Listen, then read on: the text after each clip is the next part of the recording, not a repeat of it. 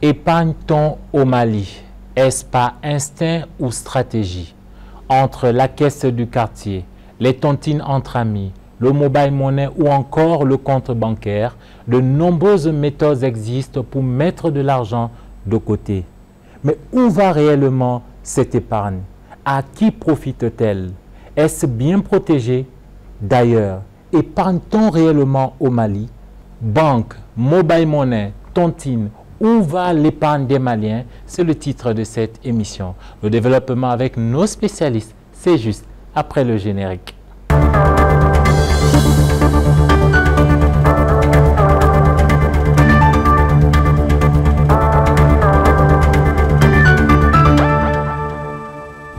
Bonsoir à tous et bienvenue dans Entreprendre, votre magazine dédié aux entrepreneurs et aux différents acteurs de l'économie. Ce soir, nous parlons d'épargne. L'intitulé de notre thème est Banque, Mobile Money, Tontine, où va l'épargne des Maliens? Et pour en parler, j'ai le plaisir d'avoir trois invités dont je vous laisse découvrir le portrait de l'invité principal.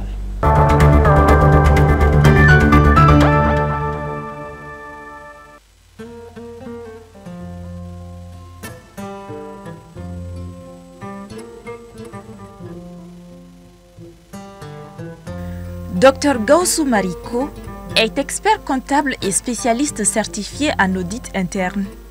Il connaît parfaitement le secteur bancaire national pour y avoir évolué ces 30 dernières années. De 1993 à 2001, M. Mariko a été gestionnaire financier du programme institutionnel d'épargne et de crédit de l'USAID. Il a ensuite gravi les échelons au sein de plusieurs institutions financières.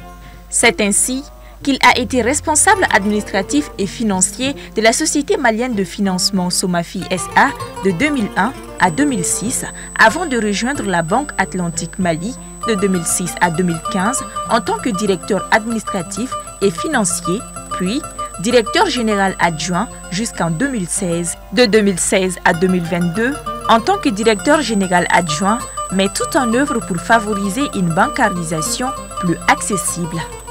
Parallèlement à ses responsabilités dans le secteur financier, Gaussou Mariko s'est affirmé comme un entrepreneur dans le développement du capital humain.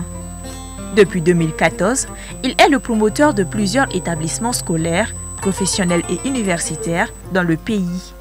Une façon pour lui de transmettre son expérience, mais aussi d'investir dans les leviers structurels du développement, l'éducation financière notamment.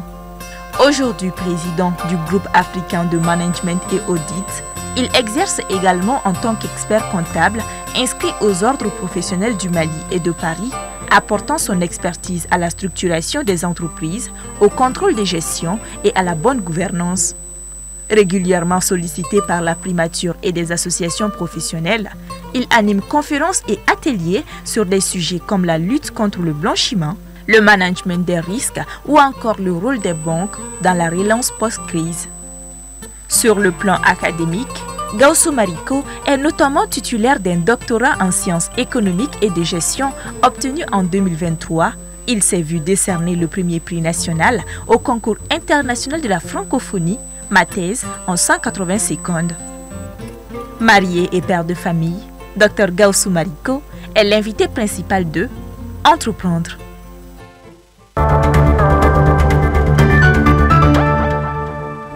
Docteur Gaussou Mariko est donc l'invité principal d'Entreprendre. Monsieur Mariko, bonsoir et merci d'avoir accepté notre invitation. Bonsoir.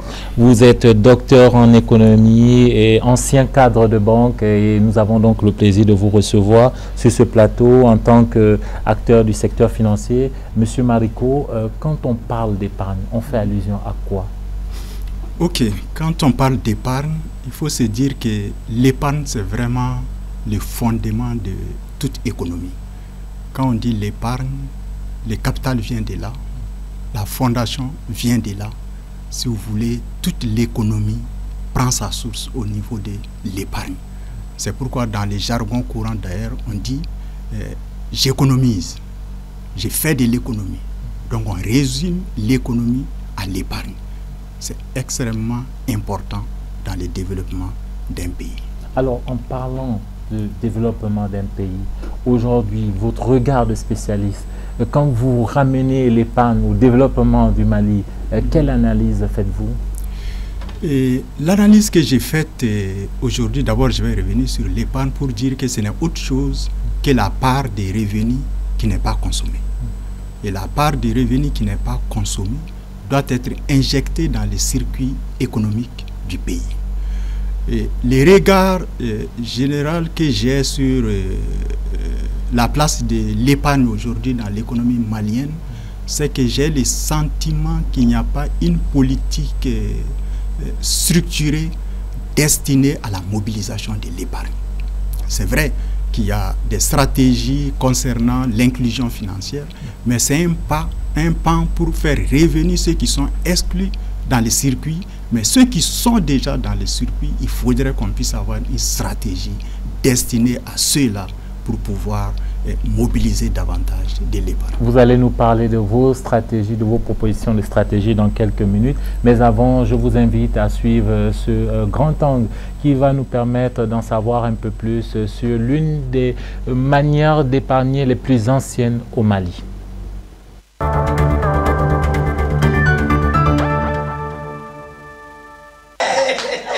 Les projets pleurent la tête, mais disposant de peu de moyens pour les réaliser. Aminata et un groupe de femmes ont mis en place il y a quelques années une tontine. Sachant que certaines sont des petites commerçantes et d'autres des dames de ménage, le montant de la cotisation était au départ de 500 francs CFA par semaine.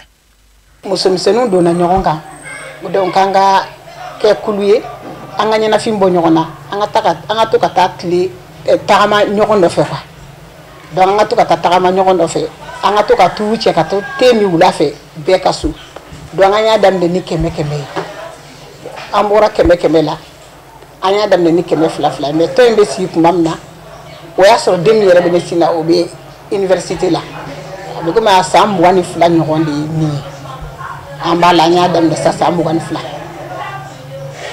Au fil des années, le montant de la cotisation a augmenté, de même que les membres. Certaines ont plusieurs mains, c'est-à-dire qu'une personne cotise l'équivalent de 2 voire de 3 personnes. Ce qui permet d'obtenir un montant relativement élevé.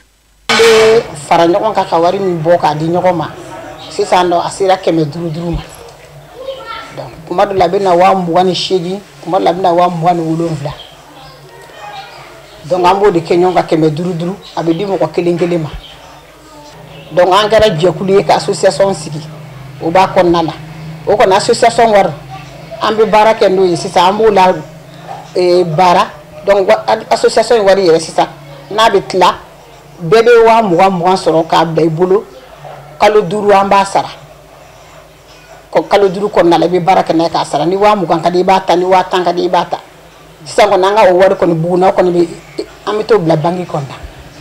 La tontine traditionnelle est l'une des plus anciennes méthodes d'épargne au Mali et l'une des plus utilisées par les femmes, surtout en zone rurale.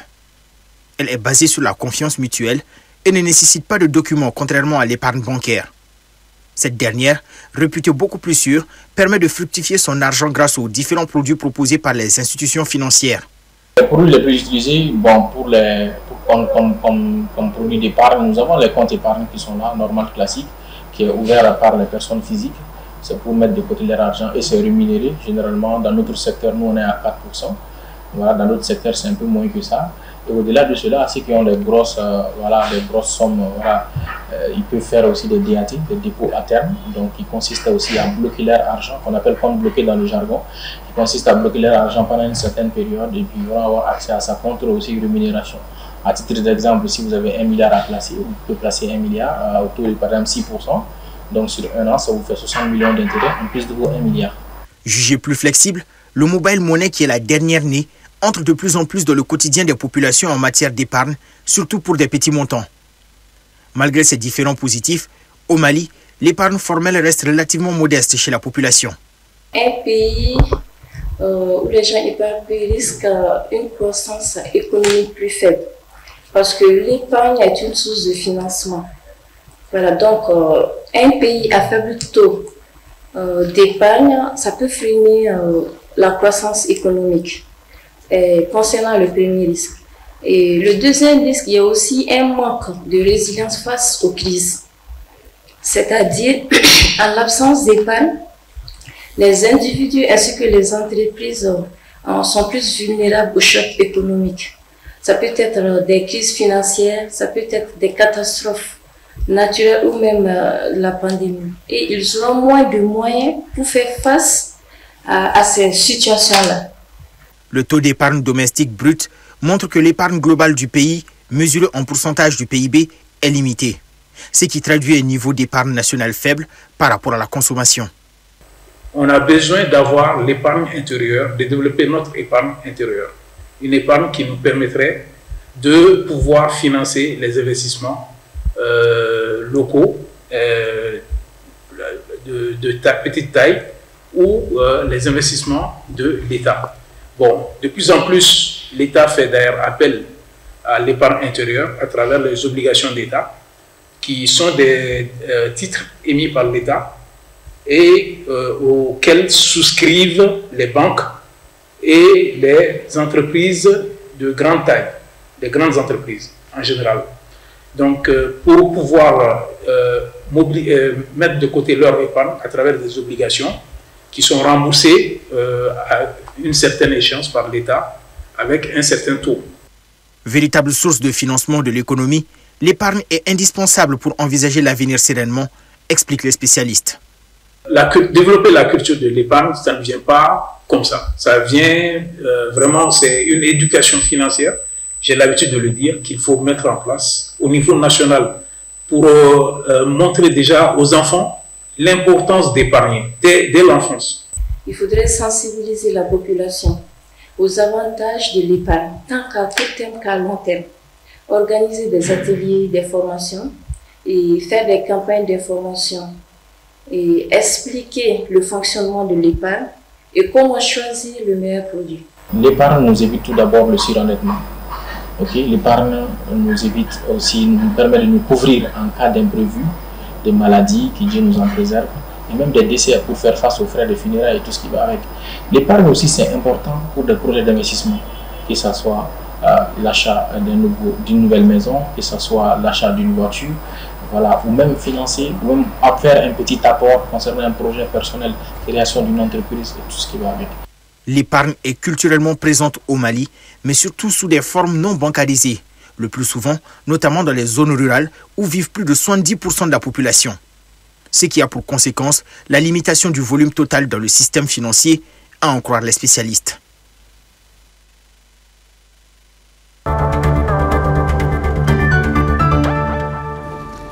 Monsieur Marico, à travers ce reportage, on comprend que l'épargne est, voilà, c'est culturellement là quand on prend le cas des tontines. Oui, effectivement, l'épargne est culturellement là au Mali depuis très longtemps. C'est une bonne chose, mais en même temps aussi la façon d'épargner difficilement arrive à être formalisée. Si bien qu'on reste toujours sur l'ancienne forme d'épargne, ce qui est quand même un handicap par rapport à la mobilisation formelle de l'épargne et à son utilisation de façon efficace. Pour nous éclairer davantage sur notre thématique, j'ai le plaisir de recevoir deux autres invités. J'ai d'abord le plaisir de présenter M. Abdourahmane Benjaloun. Bonsoir et merci d'avoir accepté notre invitation.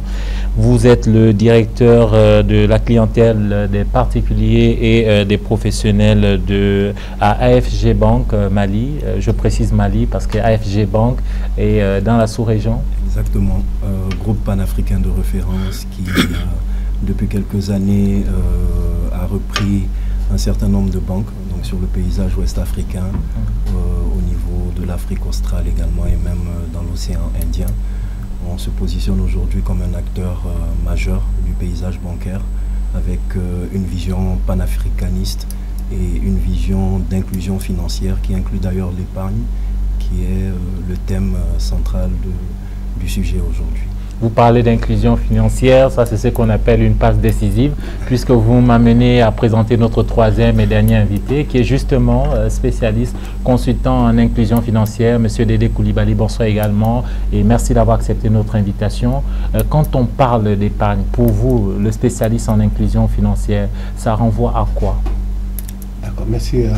Amar et merci aussi à mes frères et collaborateurs sur lesquels on a beaucoup travaillé sur ces thèmes. En fait, ce n'est pas ma première fois, merci encore.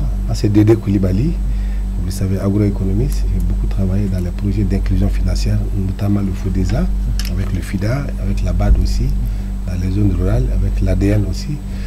J'ai fait l'ITB avec tout ceci sur la banque et la microfinance une trentaine d'années. Je suis certifié aussi en formation bancaire et microfinance dans tous les pays francophones.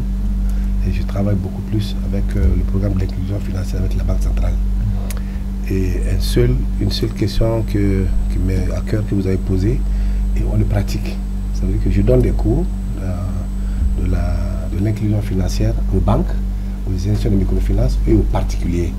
Donc c'est un thème central. M. Marico qui est un expert, et Ben Zumour qui est expert, c'est au cœur même de notre métier aujourd'hui et c'est une culture malienne. Donc, sûrement qu'une des questions, on va rentrer là-dedans, sur l'épargne au Mali et en Afrique. Peut-être que vous allez faire les chiffres, mais le Mali est une ancienne, si vous partez vers le nord chez vous, vous voyez que les gens épargnaient. C'est nous qui sommes venus pour dire qu'on apprend aux gens à épargner. On n'apprend pas à celui qui épargne déjà. C'est ça le béaba. Au nord, vous avez vu qu'on va regarder les collines, les côtes, les gens épargnent avec de l'or, avec des bijoux. Les gens épargnent avec des animaux. L'épargne thésaurisée en fait. Comment le retransformer? C'est ça le gap que Marico vient de dire. C'est à nous de reposer, le débat va se faire. Comment quelque chose qui existe, on veut aller pour dire qu'on veut reprendre, mais il s'agit de voir comment partir de l'épargne formelle que nous avons pour le retransformer en formel. C'est ça l'enjeu réel. C'est pourquoi dans les trucs classiques, nous disons qu'il y a deux types d'épargne. L'épargne informelle qui a ses avantages et ses obstacles, et l'épargne formelle qui a ses avantages et ses obstacles aussi. Maintenant, comment faire la synergie entre les deux? C'est ça l'enjeu. Oui, effectivement, la tontine, c'est vraiment une pratique très traditionnelle au Mali. Je pense qu'en Afrique de l'Ouest et au Mali, que cette pratique est beaucoup plus développée. Ça a ses avantages, il faut se le dire. Du point de vue social, ça permet, surtout c'est des femmes qui font cette tontine. Et très généralement, ça leur permet de faire face à des besoins personnels. Et ça leur permet aussi d'économiser souvent pour faire aussi des activités commerciales, lucratives, etc. Mais les risques, c'est qu'aujourd'hui, avec la dégradation des mœurs, c'est vrai que malheureusement, il y en a qui profitent pour pouvoir arnaquer les autres. Donc les risques restent très élevés. Il faut se dire que c'est beaucoup plus facile parce que ça leur permet de pouvoir épargner pratiquement dans la même famille, dans les mêmes quartiers, sans pouvoir faire trop de déplacements. Mais il faut se dire aussi qu'avec l'urbanisation galopante, les familles étant de plus en plus étendues, vous allez trouver des tentes à Bangoni, Djalakorodji, Sebeninkoro.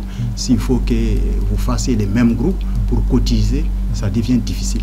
Heureusement qu'il y a aujourd'hui des institutions financières qui s'y intéressent, qui cherchent à formaliser, de sorte que ça soit beaucoup plus fiable, moins risqué, et que même on puisse même en profiter au-delà du montant principal, qu'on puisse en tirer quelque chose dedans. Monsieur Koulibaly, je vous donne la parole avant de venir à Monsieur Benjanoun. Tout à l'heure, Monsieur Marico le disait, c'est une tontine. Quand on parle de tontine, c'est plus la confiance qui est mise en avant plutôt que le pragmatisme qui voudrait qu'on sécurise son argent dans un cadre légal. Merci beaucoup. Je le rejoins effectivement.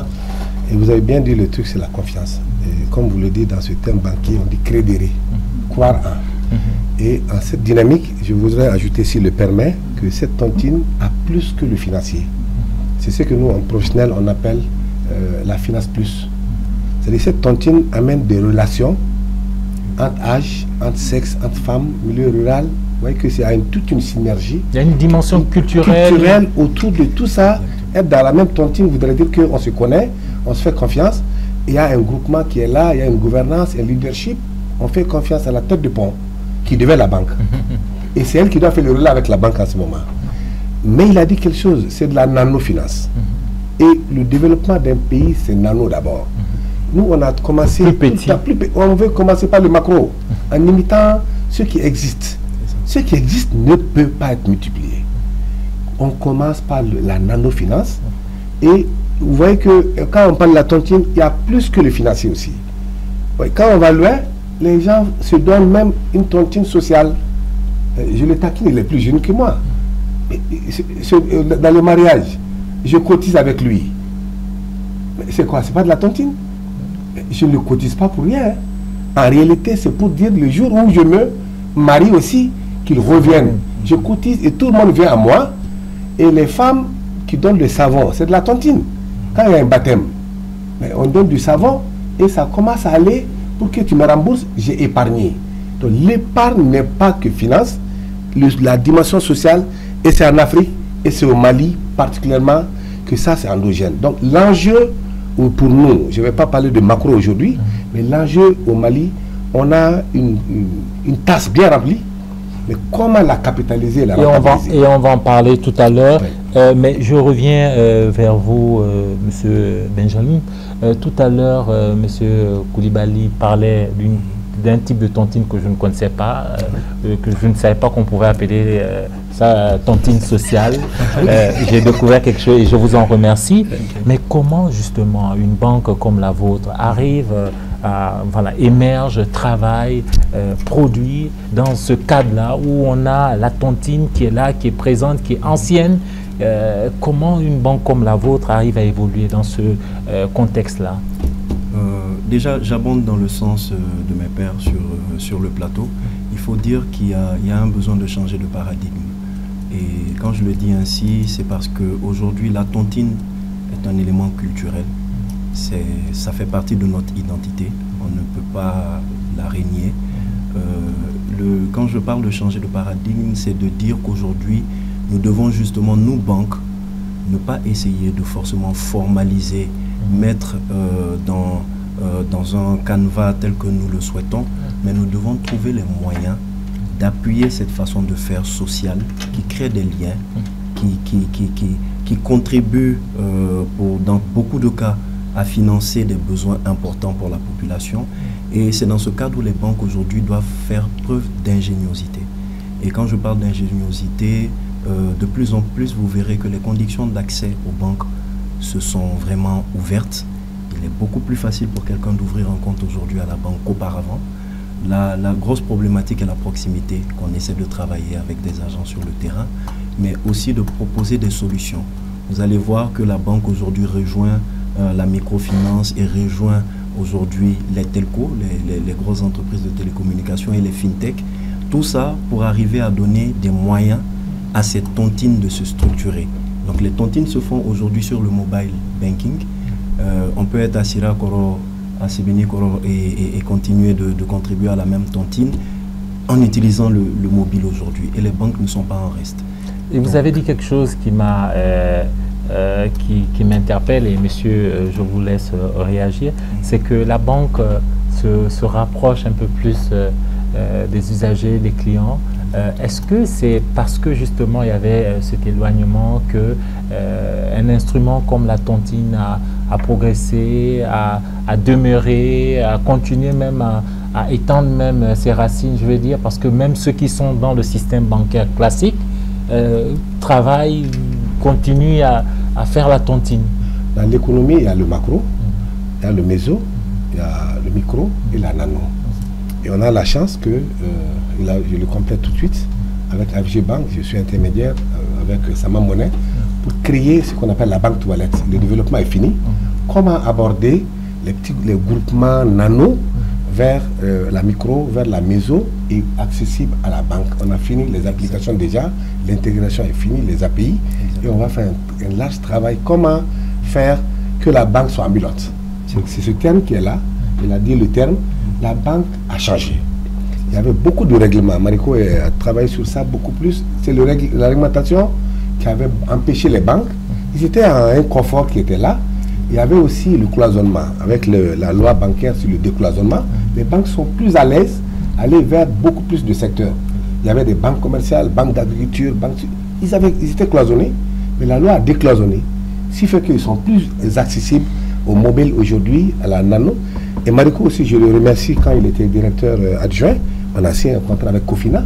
Comment faire la banque toilette aussi, où les commerçants, les femmes peuvent épargner, peuvent ouvrir un compte, peuvent aussi retirer l'épargne.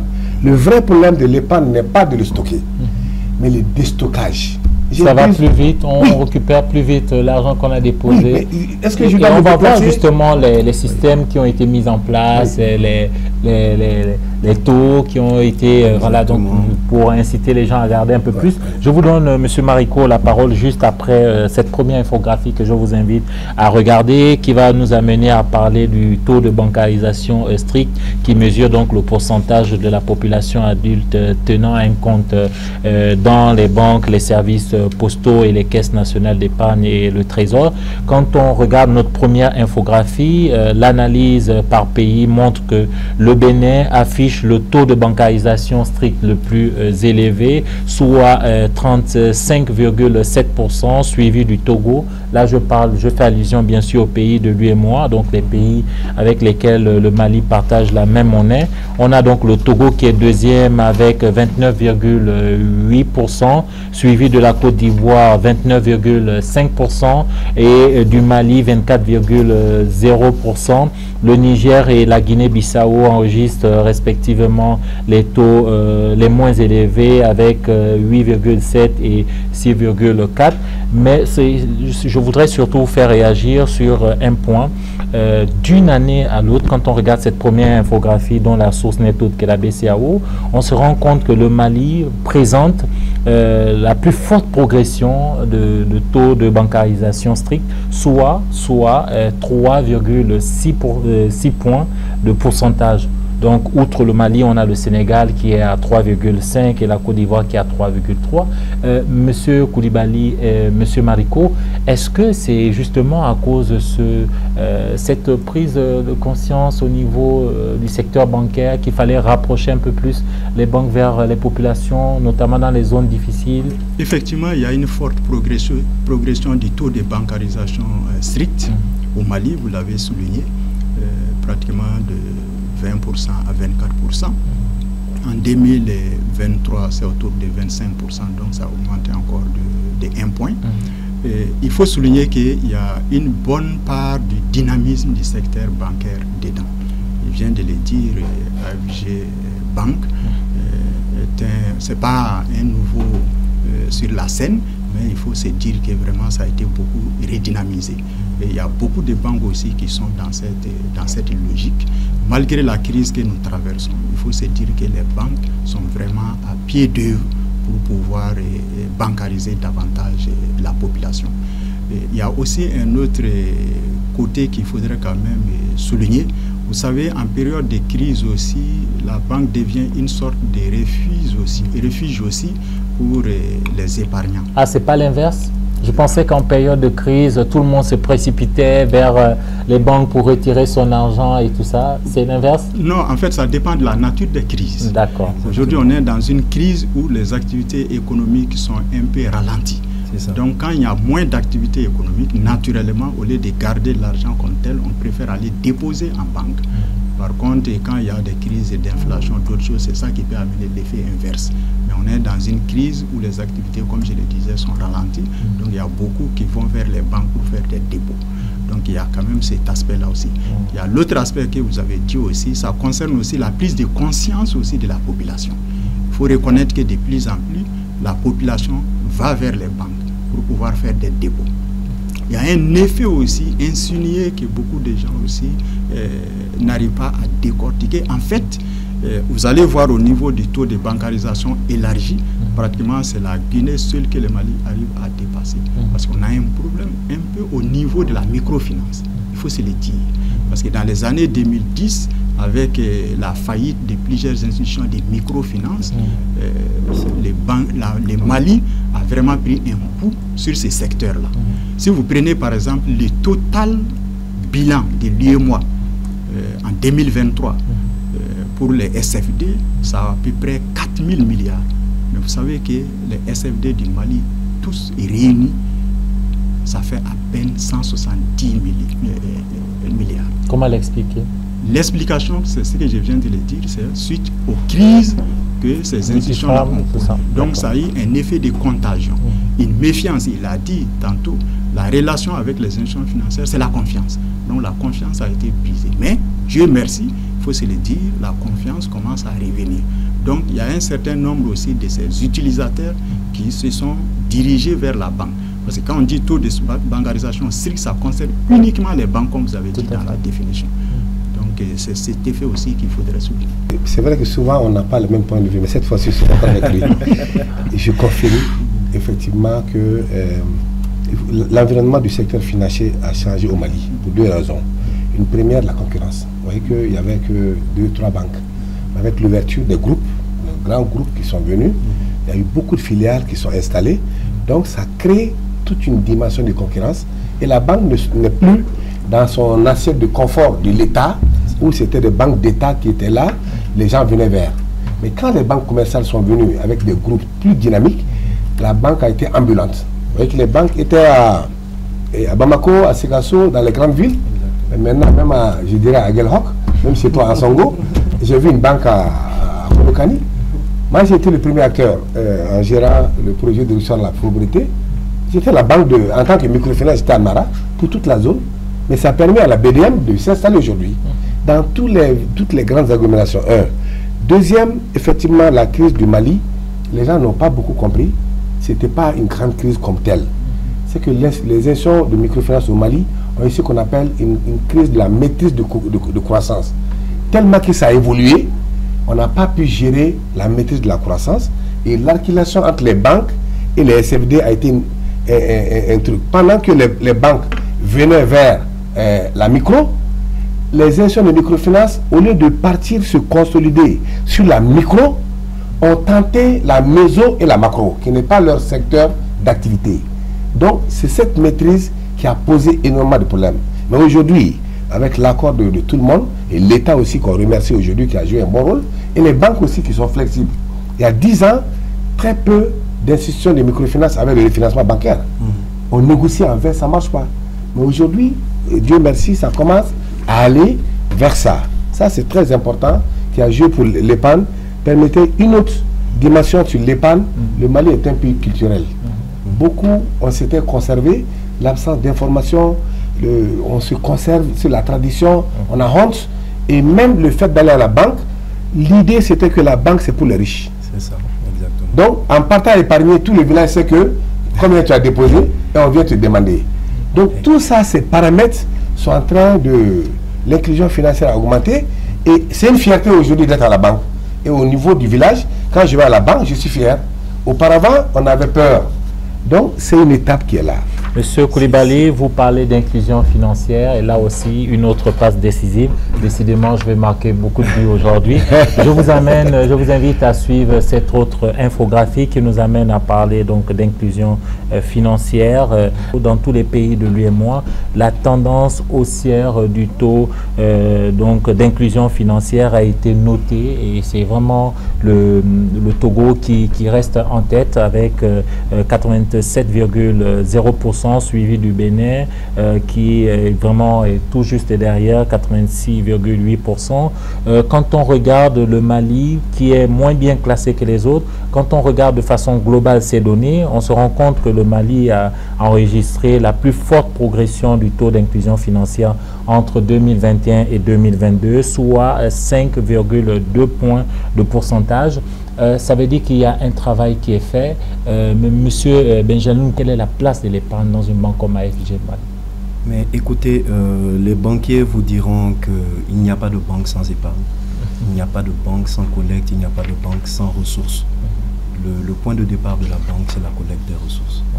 Ensuite, le travail d'intermédiation intervient, le travail de commissionnement, c'est-à-dire arriver à joindre l'offre à la demande, donc ceux qui sont en excédent de liquidité face à ceux qui sont en besoin de liquidité et derrière offrir des services qui vous donnent des commissions. Donc c'est notre métier de base. Donc la collecte, l'épargne, la ressource est le premier métier d'un banquier et c'est le plus important. Permettez-moi de revenir juste sur le taux de bancarisation parce que tout cela fait écho. Quand on regarde la progression, comme mes pairs l'ont dit tout à l'heure, on comprend que les banques, le réseau s'est intensifié, mais au-delà du réseau physique, il y a eu un travail également sur les aspects techniques et technologiques. On ne voit pas forcément. On a des banques qui ont développé ce qu'on va appeler des sortes d'agences dédiées, donc de l'agency banking, si je peux me permettre d'utiliser le terme en anglais, qui sont des façons d'offrir des services bancaires par le biais de tiers qui sont déjà sur place et au bénéfice de la banque partenaire. Et ça a permis à beaucoup de banques de diminuer leur réseau, de ne pas forcément s'installer partout, mais de travailler avec des acteurs locaux sur place, comme on a pu le voir avec les transferts d'argent, Western Union, qui sont beaucoup développés avec l'aide de sous-agents. La banque est arrivée à ce niveau et comme on l'a dit également sur le plateau, la chute à un moment donné des microfinances a permis aux banques derrière d'occuper la place, d'être sur le terrain. Je peux parler de la Banque Verte, BNDA a occupé le terrain pendant longtemps dans les zones rurales, même si derrière ça a permis de reconfigurer un peu le jeu des SFD.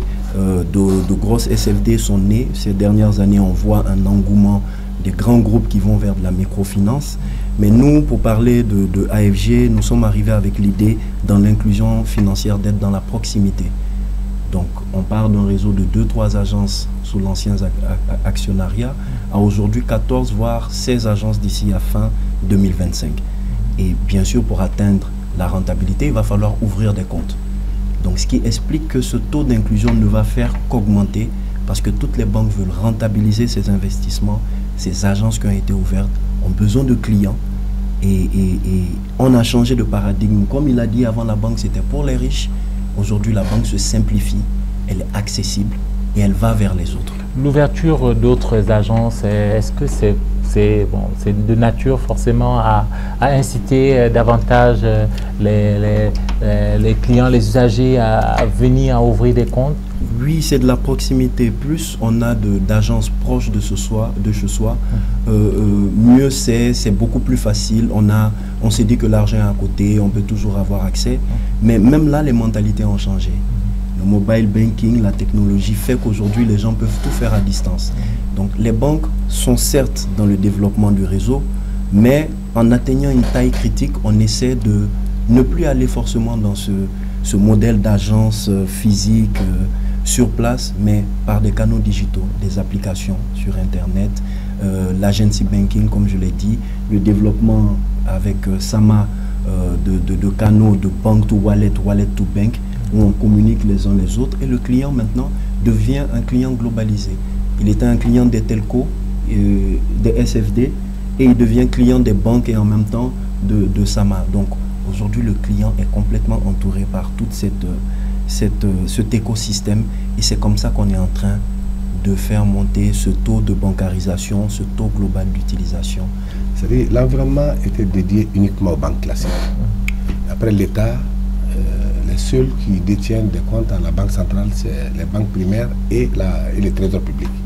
Donc ils étaient là dans un confort et c'est eux qui sont là, c'était les banques administratives. Vous voyez maintenant le développement des agences, ils n'ont pas le choix.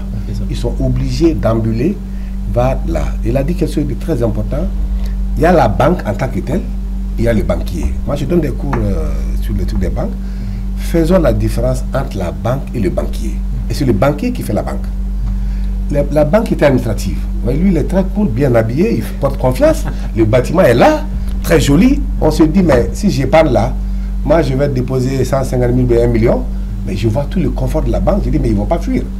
Donc, la présence physique, ils ont compris, vers le milieu rural, vers les commerçants pour dire, je suis là, j'existe, ton argent est en sécurité. C'est ce qui a manqué. Les institutions de microfinance n'avaient pas compris. On avait fait des caisses villageoises où on s'est dit ce qu'ils vont exister.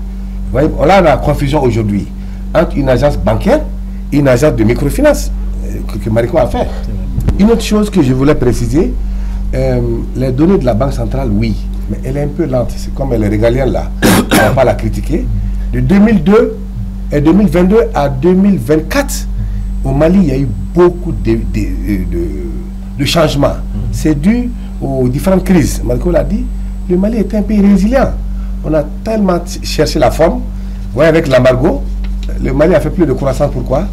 Parce que quand les banques ont été sanctionnées, c'est nos amis saracolais qui ont développé leur ancienne banque. C'est des milliards et des milliards qui ont circulé et le taux a évolué. Une chose. Une deuxième, la monnaie électronique n'est pas un fantôme. Elle est venue comment? C'est pour faire un gap. C'est le métier de la banque, hein, ils ont laissé. Ils devraient faire ça. Ils n'ont pas fait. Les téléphonies sont venues embarquer. Sinon, la monnaie électronique n'appartient pas à la téléphonie. Elle doit jouer son rôle de téléphonie, mais la monnaie électronique revient à la banque. C'est elle qui a l'agrément. C'est pourquoi vous voyez, tous les trucs de Orange Monnaie, de Sama Monnaie, on était tous obligés de partir sous la couverture de la caution de la banque pour avoir l'agrément. C'est leur agrément qu'on a utilisé. Chaque institution, Orange Monnaie a utilisé l'autre là. Bon, on va éviter de citer vraiment justement. Maintenant, ce métier, donc il y a eu une concurrence. Donc c'est la résilience et la concurrence qui a fait qu'au Mali, toute la dynamique est là. Si vous revoyez les chiffres de 2024, vous voyez que le Mali est en train d'aller plus vite encore. Le taux de croissance, il a dit aujourd'hui. Monsieur Mariko, Monsieur Koulibaly et Monsieur Benjamin, j'ai juste envie de vous demander où va l'épargne des Maliens quand on regarde toutes ces données. Est-ce que l'épargne des Maliens, on peut dire que c'est chez vous, les banques, parce que vous avez la sécurité, parce que vous avez la proximité, parce que vous développez de nouveaux produits, le mobile banking par exemple, ou c'est justement chez nos amis de la monnaie électronique, le mobile money, ou encore c'est chez nos parents des tontines? Effectivement, par rapport à l'épargne des Maliens, déjà il y a deux grandes, si on peut le dire comme ça, deux grandes destinations ou deux grandes catégories. D'abord, c'est l'épargne formelle et l'épargne informelle. Tout à fait. Quand on prend l'épargne informelle, il n'y a pas que les tontines. Il a dit il y a d'autres formes aussi d'épargner, en nature ou bien sous d'autres formes. Et cette partie, il faut le dire que c'est extrêmement important au Mali. Il y a des estimations qui vont jusqu'à dire que ça peut aller à 30 ou 33% du PIB. Donc c'est énorme. Il y a cette première catégorie. Et en ce qui concerne l'épargne formelle, il y a ces trois destinations importantes. D'abord les banques, on vient de dire. Quand vous prenez les taux de bancarisation stricte, on vient de le dire, c'est important dans les mois. Et la deuxième destination, c'est au niveau des SFD. Et c'est là où c'est les maillons un peu faibles au niveau du Mali. Parce que les taux d'utilisation des services SFD en 2023, selon les rapports d'inclusion financière de la BCAO, au Mali, c'était autour de 14%. Taux de bancarisation stricte 25%, taux d'utilisation des services SFD 14%. Et la grosse partie, c'est au niveau des mobile bank. C'est là où ça monte jusqu'à 39%. Est-ce qu'on sait pourquoi? C'est parce que c'est plus pratique, c'est plus vivant, il est au village, vous l'envoie dès que... C'est très pratique et c'est relativement sécurisé. Et surtout la disponibilité. Parce que vous savez, on va peut-être arriver, l'épargne au Mali, la qualité de l'épargne, on peut en toucher encore. En fait, ce n'est pas forcément de l'épargne dans la durée. On va en parler tout à l'heure. Voilà, ce n'est pas l'épargne dans la durée. Donc, les épargnants ont tout le temps besoin aussi de faire des retraits, d'utiliser leur épargne. Si bien que le mobile bank est beaucoup plus disponible que la banque classique, parce qu'il faudrait se déplacer, aller faire chèque, aller faire retrait, donc ça prend du temps et c'est un peu compliqué. Monsieur Benjamin, avant de donner la parole à Monsieur Koulibaly, en tant qu'acteur du secteur bancaire, au regard des données dont vous disposez, la même question, où va l'épargne des Maliens? Est-ce que c'est chez vous, donc l'épargne formelle, ou ailleurs, l'épargne informelle? Écoutez, les chiffres parlent d'eux-mêmes. Quand on regarde le taux de bancarisation stricto sensu, on parlait tout à l'heure d'environ 25%.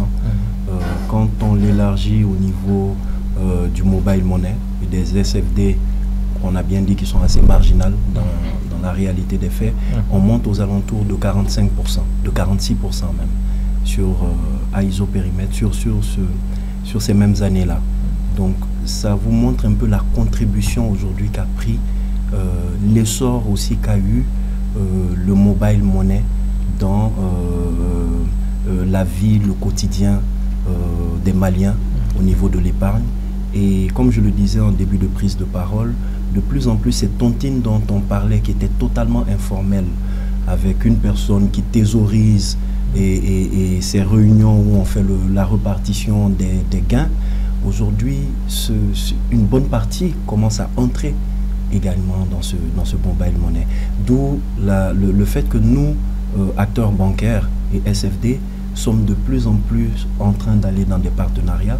Et ça me donne l'occasion de dire que AFG Bank, en l'occurrence, avec les plus gros opérateurs téléphoniques de la place, a un partenariat, en plus du partenariat qu'on va avoir avec mon cher ami Dédé, parce qu'aujourd'hui, nous devons aller vers ça. L'épargne des Maliens est en train d'aller dans une dynamique liée au mobile banking, qui est, comme vous l'avez dit, beaucoup plus simple, qui ne s'embarrasse pas de toute la paperasserie et de toute la réglementation bancaire qui fait que nous sommes toujours appréhendés comme difficiles. Mais j'aimerais vous dire aussi que ça ne veut pas dire que les banques sont laissées pour compte. Quand on regarde entre 2024 et 2025, entre mars 2024 et mars 2025, les banques avaient collecté aux alentours de 48 000 milliards, selon les sources du rapport de place de la BCEAO. Aujourd'hui, on a un bon... Vous voulez dire les banques maliennes? Les banques maliennes, les 14 banques maliennes. Et aujourd'hui, on a un bon aux alentours de 52 milliards à fin trimestre 2025. Mais pour avoir une belle lecture de ces données, il faut peut-être les comparer avec les données de la sous-région pour se faire une idée. Mais je comprends le fond de votre pensée. Je vais reposer ma question autrement. Est-ce qu'aujourd'hui, au regard de tout ce qui a été dit sur l'épargne, avec les défis qui entourent le secteur, vous n'êtes pas finalement condamné à évoluer avec le système? Nous sommes obligés de nous transformer. Parce qu'en réalité, notre culture est celle-là, la culture des tontines. Elle n'est pas prête de disparaître, elle va juste se transformer. Donc nous devons nous aussi transformer nos us et coutumes bancaires pour aller vers de la simplification comme les telcos, pour essayer de capter cette manne financière. Et pour répondre encore en partie à votre question, l'épargne aujourd'hui, la grosse part de l'épargne est une épargne informelle. Et nous le savons tous acteurs. Et c'est pour ça qu'on est en train de développer des solutions. Pour vous donner un aperçu de ce qui pourrait se faire à l'avenir, aujourd'hui le mobile tel qu'il est utilisé, on parlait de bank to wallet, wallet to bank, ce sont des possibilités, des plateformes qu'on utilise pour transférer de l'argent, ou transformer cet argent en argent électronique et qu'on thésaurise. Et pas forcément, ce n'était pas la raison première. La raison était de faciliter les transactions financières pour payer un tel, pour faire des achats, pour payer ses factures. Mais on va arriver au niveau où ce mobile banking, on va aller de plus en plus vers des solutions, parce que comme je le disais, le bank to wallet, wallet to bank était plus transactionnel. Nous allons arriver, et c'est là, je vous l'annonce, bientôt on le verra, avec les plus grands opérateurs de téléphonie, parce qu'ils ont la population. Aujourd'hui, quand on regarde, on peut parler plus d'une vingtaine de millions de clients actifs sur le bank to wallet. C'est plus que tout ce que les banques peuvent avoir en portefeuille aujourd'hui quand on regarde la situation de place. Et donc, on va aller vers cette solution-là de portefeuille d'épargne sur des comptes de bank to wallet. Et qui seront rémunérés comme les banques le font. Monsieur Koulibaly, vous avez commencé à évoquer la thésaurisation et d'ailleurs je vous invite à suivre ce point de vue et je vous donne la parole juste après.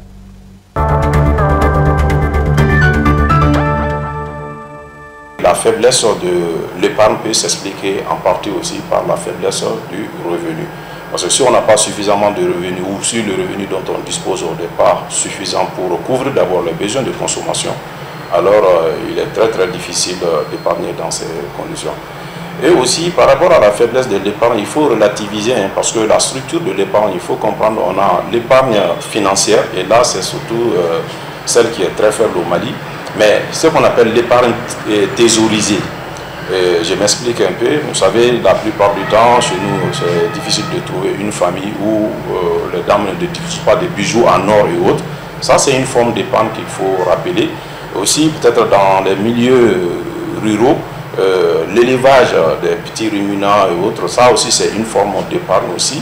Et aussi, il faut savoir qu'une bonne partie de l'épargne va dans l'immobilier aujourd'hui. Peut-être quelqu'un qui dispose d'un peu de moyens achète un terrain, peut-être qu'il va laisser de côté, se disant que le terrain va prendre de la valeur avec les années. Et c'est effectivement le cas. C'est pourquoi, voilà, quand on dit que l'épargne est trop faible, il faut aussi relativiser, parce qu'il y a des sillons vraiment peut-être qu'on ignore encore par rapport à l'épargne. Et l'autre aspect aussi, il faut reconnaître les fortunes importantes du pays aussi, placent leur épargne à l'extérieur. Donc voilà, il y a tous ces facteurs qui peuvent expliquer la faiblesse, je dis bien la faiblesse de l'épargne financière, mais pas de l'épargne thésaurisée. L'épargne thésaurisée, on sait que là, à ce niveau, on peut quand même dire que c'est présent, les terrains, les bijoux en or, vous aviez commencé à en parler. Je reviens au taux de bancarisation. Vous voyez que quand on parle du taux de... Toute l'analyse de l'épargne est là-bas, il a abordé. Il y a le taux de bancarisation strict. Mais maintenant, dans les chiffres d'analyse, l'autre là est global, mais nous, on va jusqu'à dire le taux de bancarisation dont banque, dont SFD, dont MEE, dont émission de monnaie électronique. Vous voyez, le paradoxe, c'est que c'est le taux sur l'inclusion financière de la monnaie électronique qui inverse tout. On va jusqu'au Mali à 45% aujourd'hui. C'est une bombe qui s'en va, et c'est ce qui est de l'appétit pour les banques. Un. De deux, si vous regardez les chiffres de la Banque centrale sur l'émission de la monnaie électronique, c'est plus de 5 000 ou 6 000 milliards de monnaie qui circulent dans les téléphones des gens et qui est 2 fois le budget du Mali. Vous voyez que deux fois le budget du Mali circule. Il y a un facteur important. Depuis l'évolution du monde, la téléphonie a fait le développement le plus gigantesque que tous les secteurs. Tout de suite, je vous demande, il est quelle heure? Vous regardez le téléphone. Donc, l'utilisation du téléphone a fait que le taux d'utilisation du téléphone a été le plus élevé, et au Mali, il a été le plus utilisé au Mali. Un téléphone sort aujourd'hui, on l'a au Mali, en milieu rural et urbain. Ce facteur est très important. Et en même temps, un autre événement que la Banque centrale a beaucoup utilisé, c'est l'émission de la monnaie électronique. Auparavant, la monnaie électronique, on ne croyait pas. Je t'envoie de l'argent de façon virtuelle, les gens, ils ne croient pas. Je dépose de l'argent, mais mine de rien, je retire pour être sûr qu'il est sûr. Mais aujourd'hui, tout le monde y croit. Ça, c'est un facteur important pour l'épargne, et surtout au Mali, où les gens avaient cette culture. Donc, les gens se sont décrochés et ont cru à l'effet de la monnaie électronique, qui est de l'argent. Est-ce que le facteur temps aussi fait que ce soit un peu prisé? Facteur temps, j'entends par là, oui. Quand on va dans une banque, surtout à la fin du mois. Je voulais en venir, les tracasseries bancaires. Donc ce sont des facteurs qui font que la téléphonie et la monnaie électronique a pris la place de la banque vite. Bien qu'elle cherche à se rattraper, je vais on ne sait même plus si je vais déposer ou si je vais retirer ou si je vais chercher une information. Donc, je vais déposer de l'argent, est-ce que j'ai besoin d'attendre? Donc, la téléphonie a joué tout ce rôle vite, et tout le monde est en train d'émerger vers ça. Et c'est ce que nous, on a pris. On a regardé ce qui manque aux banques. Nous, avec Sama Monnaie, je suis 100%, on est en train de regarder le gap et profiter de transformer le problème en opportunité. Un autre facteur, c'est que la communication et l'insécurité au Mali. On braque les gens. Vous parlez de thésaurialisation. Effectivement, les animaux qu'on gardait, on les vole. Dans les milieux ruraux, tout le monde s'est dit, en gardant de l'argent, je préfère garder ça dans mon téléphone. Il y a un autre aspect qui est là, que beaucoup de gens n'abordent pas. On thésaurisait de l'argent sur les terrains, le foncier, qui est de l'épargne. Mais aujourd'hui, qu'est-ce qui se passe? J'ai mon terrain, un titre foncier, je ne suis pas sécurisé. Donc les gens, l'épargne sur l'or, l'épargne sur le foncier devient un problème.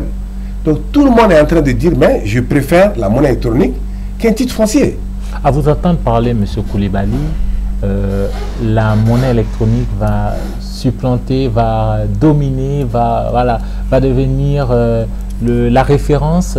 C'est ce que vous voulez dire? Oui. Et par contre, quand je vous entends parler, j'entends plus une complémentarité entre les deux. Monsieur Mariko, Monsieur Benjalou, quelle analyse faites-vous justement? Ok. En fait, sur ces points-là, je crois que de plus en plus les gens se trompent. En fait, ce n'est même pas une complémentarité, ce n'est même pas seulement la synergie, mais en fait, c'est une fusion. Ah, une fusion carrément. Joint venture, même le terme clair, c'est une joint venture.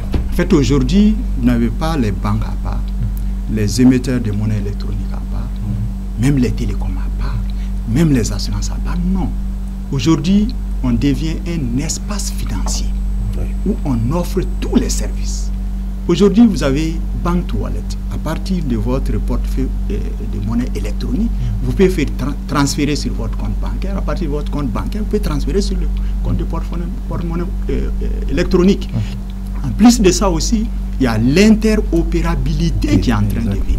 Avec l'interopérabilité, ça veut dire qu'entre tous ces acteurs-là, avec un clic, vous pouvez quitter chez un opérateur et aller chez un autre opérateur. Donc aujourd'hui, je dirais que c'est une fusion.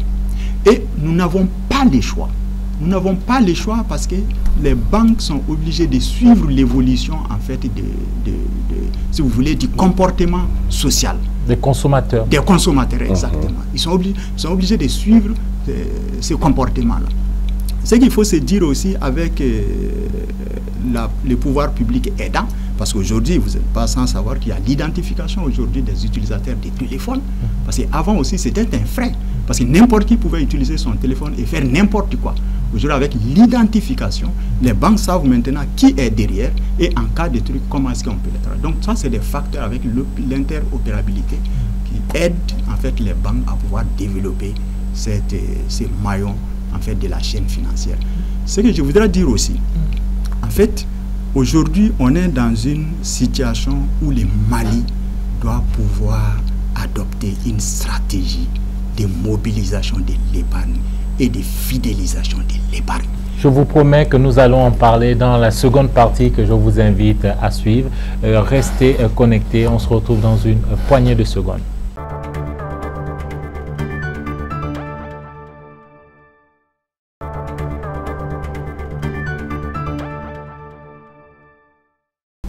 Rebonsoir et merci de suivre cette seconde partie d'Entreprendre. Je vous rappelle que notre thème ce soir est banque, mobile money, tontine, où va l'épargne des Maliens? Et pour nous éclairer sur cette thématique, j'ai le plaisir d'être accompagné de nos trois experts. Merci messieurs d'être restés sur ce plateau. Nous poursuivons donc notre débat. Monsieur, en évoquant un point, au niveau des tontines, on est bien d'accord qu'il n'y a pas de taux où on rémunère ceux qui gardent leur argent. Au niveau du mobile money, c'est quasiment la même chose. J'allais même dire qu'on perd un tout petit peu, surtout avec les nouvelles taxes. Au niveau des banques, il y a ce taux-là qui est de nature à inciter les épargnants à garder leur argent chez vous. Exactement, c'est exactement le cas. Il faut dire qu'il y a deux types de taux. Il y a ce qu'on appelle les taux pour l'épargne qui sont réglementés, donc réglementés par le régulateur, la BCAO, qui périodiquement nous revient avec le taux qui doit être offert. Et c'est intrinsèque à notre métier. Donc on a les taux réglementés, on a les taux conventionnés. Donc les taux sur lesquels on s'entend de façon contractuelle avec nos clients. Ça s'explique aussi par la nature du métier de banquier. On met en face les personnes en excédent de ressources face à celles en besoin. Donc il est normal lorsqu'on emprunte cet argent de rémunérer ceux qui nous permettent d'avoir ces dépôts. Parce que l'épargne, la collecte, comme on l'a dit, c'est la base de tout. C'est la base du capital, c'est la base pour la banque pour faire son activité. Donc il est normal qu'on rémunère. Et donc on rémunère derrière, mais en plaçant à des taux encore plus avantageux pour pouvoir tirer notre marge. Et ces taux aujourd'hui aussi de plus en plus au-delà du taux directeur qui est de 3,5% aujourd'hui, vers des taux aux alentours de 5%, comme vous avez pu le voir. Donc les banques font preuve d'inventivité. On trouve des comptes d'épargne classiques, mais aujourd'hui on a des plans épargne. À notre niveau, on a un compte épargne aussi particulier qui permet d'épargner à un taux beaucoup plus avantageux que le taux de 3,50. Et tout ça, un taux beaucoup plus avantageux. Donc à 4,50, on a les dépôts à terme aussi qui montent jusqu'à 5 et parfois jusqu'à 6 même, je dirais. Et tout ça, ce sont des formules pour inciter à l'épargne. Et la concurrence étant rude, je vois quand je regardais les taux, par exemple, pour un certain nombre de pays, ça peut s'assimiler parfois à du dumping.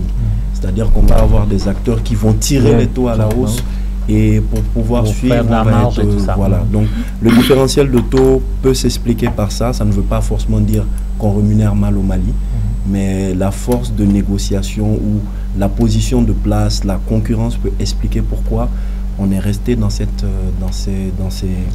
eaux-là en termes. Monsieur, en refermant la première partie de l'émission, il y avait une question centrale qui avait été posée et que je réitère ici. Comment inciter davantage les Maliens, la population, à épargner? Comment mobiliser cette épargne qui est vitale pour notre économie, rappelons-le, Monsieur Marico? Merci beaucoup. En fait, aujourd'hui, comme je le disais, on est dans une zone, on est en compétition. Il y a aujourd'hui la libre circulation des capitaux dans l'Union. Comme je le disais, une chose c'est de pouvoir mobiliser, l'autre chose c'est de pouvoir garder l'épargne. Pour la mobilisation, il faudrait qu'il y ait une stratégie structurée, cohérente par rapport à la mobilisation de l'épargne. Aujourd'hui, il y a la stratégie régionale d'inclusion financière, c'est bien. Il y a la stratégie nationale d'inclusion financière, c'est bien. Mais je pense que c'est un pan. C'est, si vous voulez, c'est une stratégie partielle par rapport à la mobilisation de l'épargne. Pour la mobilisation de l'épargne, moi, je vois essentiellement en 3 phases. La première phase, d'abord, c'est de rassurer les épargnants.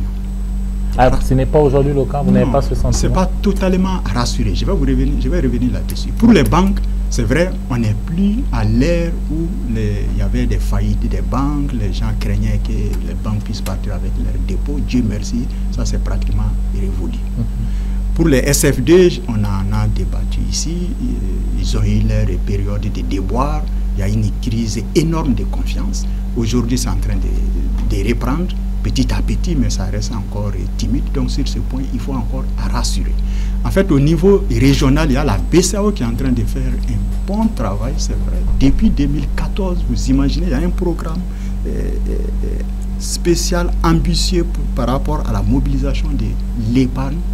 En premier point, il y a par exemple la gratuité des services. Ça contribue aussi à l'élévation du taux de bancarisation. De 2014, la BCAO a exigé qu'un certain nombre de services soient gratuits, notamment l'ouverture des comptes, la clôture des comptes, la domiciliation des salaires. Ça, ce sont des éléments qui sont gratuits aujourd'hui au niveau des banques. Il doit y avoir une deuxième phase, ce qu'ils ont appelé la phase de facturation avec modération. Ça, ce n'est pas encore entré en jeu. Ensuite aussi, ils ont mis en place les fonds de garantie des dépôts et des résolutions. Les fonds de garantie des dépôts et des résolutions, en quoi ça consiste? Comme on a connu des SFD qui sont partis en faillite avec les dépôts des déposants, ils ont mis en place un système de sorte qu'une fois que l'institution va en faillite, ces fonds vont dédommager au moins une sorte d'assurance. Une sorte d'assurance pour les dépôts, notamment les petits déposants. Donc, il y a moins de communication sur cet aspect-là.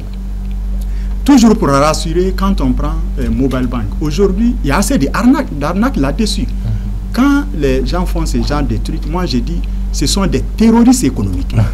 En fait, quand vous arnaquez quelqu'un, ça sème en fait une psychose. De plus en plus, les gens ont peur de déposer leur argent. Ils utilisent Mobile Bank uniquement pour faire des transactions de paiement. Alors que, comme ils l'ont dit, on doit aller au-delà de ça. On doit aller au-delà de ça. Donc, après cette phase si vous voulez, de sécurité, d'assurance, il doit y avoir une phase de sensibilisation.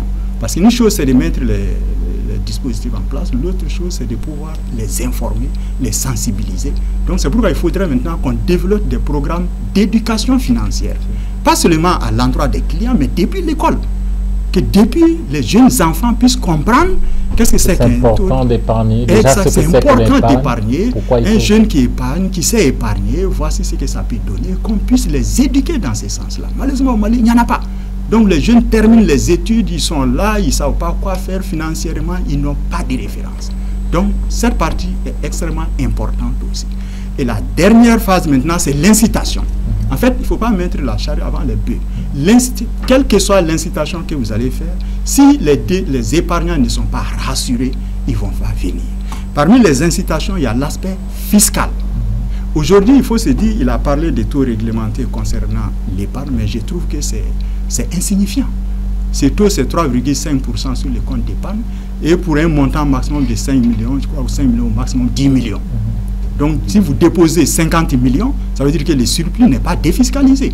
C'est pourquoi je disais qu'il y a un programme à l'endroit de l'inclusion. Mais ceux qui sont déjà dedans aussi, il faut les encourager aussi à pouvoir épargner. Et même les dépôts qu'on fait au niveau des banques, notamment les dépôts, des DAT, les dépôts à terme, il y a un impôt là-dessus qui va jusqu'à 9%. Donc ça peut être des aspects d'incitation fiscale. Et en dernier point, il y a naturellement la rémunération. Et ça va venir. Aujourd'hui, je l'ai dit, c'est un portefeuille de paiement. Mais après, ça va être des véritables comptes d'épargne électronique qui seront rémunérés. Et ça a commencé. Je crois qu'au Sénégal, ils sont en train de mettre en place, ils viennent de le dire, ils sont là-dessus, mais dans les pays de l'Afrique de l'Est, ils sont déjà en avance sur ça. Monsieur Benchaloun, au niveau de AFG Bank, quels sont justement ces produits-là que vous proposez et qui sont de nature à inciter les gens à épargner? De plus en plus, on en a parlé tout à l'heure, les taux d'épargne semblent assez bas. Ce qu'on a décidé, nous, à notre niveau, c'est de proposer des produits beaucoup plus avantageux en termes de taux que ce que le régulateur nous demande de faire. On a un compte épargne plus qu'on a lancé avec une base de rémunération à 4,5%, plus haute que le compte épargne traditionnel, sans plafond, et qui permet donc d'avoir une rémunération au-delà d'un certain montant plafonné qu'on aurait pu avoir sur le compte épargne simple. En plus de ça, on a des plans épargne, projets ou logements qui sont des produits qui sont adaptés aux besoins, c'est-à-dire qu'on vous permet d'épargner, on vous sert un taux préférentiel toujours au-delà des 3,5 jusqu'à 4,5% et qui vous permet d'accéder à des financements à taux réduit. Donc ce sont des formules qu'on essaie de présenter. On a les dépôts à terme également, avec des taux aussi qui sont assez compétitifs sur le marché, avec une épargne qui là reste bloquée pendant un certain moment et qui permet de générer des intérêts. C'est tout un éventail de choses et de solutions que nous sommes en train de proposer pour pouvoir capter cette épargne. Mais au-delà, je vais vous faire une confidence, puisqu'on a beaucoup parlé de mobile money, d'acteurs telco, de banques, et mes chers pairs ont parlé d'interopérabilité. Permettez-moi de rebondir là-dessus pour dire qu'aujourd'hui, c'est un élément important, l'interopérabilité. C'est ce qui va nous pousser tous à avoir des APN ouvertes, de communiquer les uns avec les autres et de proposer des solutions qui vont au-delà de ce qu'on propose aujourd'hui. Donc l'épargne, là où nous voulons arriver, c'est à partir donc de cette manne financière qui est collectée sur le mobile banking, arriver à apporter des solutions de petits financements sur votre téléphone à partir du mobile banking, mais aussi des solutions d'épargne. Et je pense que AFG Bank va révolutionner le marché sur ce point, parce que nous sommes sur le point d'y arriver et de proposer ce type de solutions qui sont avant-gardistes et qui permettent de régler cette problématique liée à l'épargne et aux solutions bancaires. Les comptes de tontine en ligne existent à l'étranger. Ce sont des choses qu'on va aussi développer à l'avenir pour permettre de le faire, mais pas de façon aussi artisanale, mais avec des moyens sécurisés, avec la banque derrière et avec une architecture. Dédé Koulibaly, oui. La même question. Quelles sont les pistes qui permettent de bâtir une meilleure gouvernance de la tontine dans un pays comme le nôtre? Merci beaucoup. Hein. C'est ce thème qui est important. C'est un autre thème à part. Hein. On l'ébauche juste. Mais moi, je vous suggérerais même que ce soit un thème à part, qu'on le discute. C'est tellement important. On a parlé des tontines. Je vais vous dire une anecdote. Au Togo, où vous avez parlé du taux. Moi, je viens de faire 42 jours au Togo pour former les banques et les institutions de microfinance. Tenez-vous bien, FUSEC Togo, c'est une des plus grandes institutions de microfinance dans la zone sous-régionale. Elle fait 93 milliards d'épargne. En dehors du crédit, elle place dans les banques. Vous voyez l'inverse. C'est ça que j'ai aimé beaucoup. C'est pourquoi je suis en train de travailler avec les institutions de microfinance au Mali. C'est cette jointure. Et le fait de baser, les Togolais ont basé sur la nano, ils commencent à épargner la banque ambulante des gens qui sont connus, qui sont du village et ils viennent épargner sur la tontine. Après, ils font l'inversion de l'informel vers le formel Et FISEC Togo se voit avec les tontines, elle transforme et elle travaille avec les banques. Et les banques placent. Elle fait plus de 30-40 milliards de dépôts dans les banques. Vous voyez, c'est une trésorerie oisive. Elle collecte à moins de coûts. Elle fait le dépôt et les banques aussi gagnent. Je rejoins Mariko sur cet aspect. Il faut une jointure. Chacun doit jouer son rôle. Les banques ne doivent pas aller sur la nano. Ils ont leur secteur d'activité. Les institutions de microfinance doivent aller sur leur secteur. La monnaie électronique aussi, les EMU doivent aller sur leur secteur. Je pense que c'est déjà le cas, non? Les banques, oui, est-ce que souvent, on est tous gourmands. Hein? Tu vois, on est tous gourmands. Ouais, nous, au lieu d'aller vers la banque, Sama Monnaie, on a notre agrément aujourd'hui, on passe à la BCAO directement. C'est une bonne chose. Mais l'articulation avec la banque toilette, vous voyez cette synergie, on est conscient du rôle de la banque. Que chacun se freine. Ça, c'est limite capitaliser ses acquis. Je reviens sur le taux. Effectivement, c'est important que les gens enlèvent de leur tête. Ce n'est pas le taux qui est forcément incitatif à l'épargne. Il a touché, les deux ont touché, c'est quoi? Tu as répondu. Où va l'épargne? Les gens épargnent, ce n'est pas pour le taux. C'est un petit segment sur lequel le taux influence. Si j'ai 1 milliard, quelqu'un dit, si j'ai 1 milliard, je dépose, j'ai 300 millions, c'est incitatif. Mais la nono là, il se dit, si j'épargne au niveau d'une institution de microfinance, c'est une garantie pour moi. Si j'épargne, je peux faire le mariage de mon enfant. Je peux, en cas de... C'est ce levier de sécurité. C'est cette sécurité, si le taux est élevé et que je n'ai pas la sécurité, ça ne peut pas aller. Donc, c'est la sécurité et la communication. On communique moins. Les banques sont moins avares, ils ne mettent pas assez de budget dans l'éducation financière. Et moi, j'ai abordé un thème que Mariko a dit, la BCAO. On a travaillé sur un thème sur lequel, au niveau universitaire, sur lequel moi j'ai développé des modules d'éducation financière. Sur le curriculum même, l'épargne est culturelle. Depuis à bas âge, on doit... C'est une culture.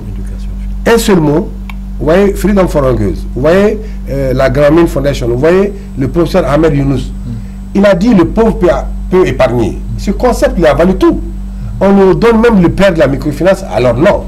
Parce qu'il a dit et démontré que le pauvre peut épargner. L'épargne n'est pas une richesse. Et le pauvre épargne mieux que le riche. Gaussou Mariko, vous avez commencé à en parler et je vous laisse terminer sur cette note.